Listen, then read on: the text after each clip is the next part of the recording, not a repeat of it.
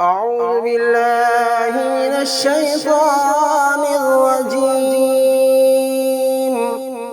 سورة البقرة مدنية part number 7 आयत नंबर 31 से 35 की तिलावत समाअत फरमाएं।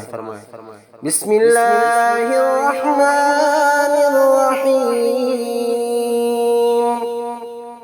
वअल्लम आदम الأسماء كلها ثم عرضهم على الملائكة فقال أنبئوني بأسماء هؤلاء إن كنتم صادقين.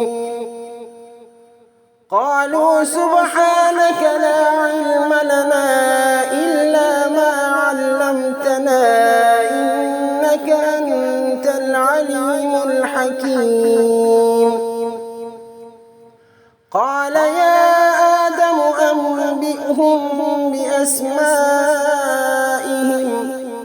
فلما أنبأهم بأسمائهم قال ألم أقل لكم إني أعلم غيب السماوات والأرض وأعلم ما تبدون وما كنتم تكتمون. وإذ قلنا للملائكة اسجدوا لآدم فسجدوا إلا إبليس أبى واستكبر وكان من الكافرين.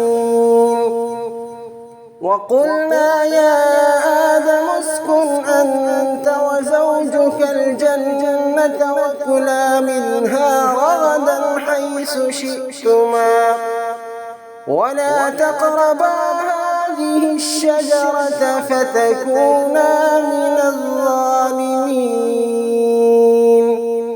صدق الله العظيم.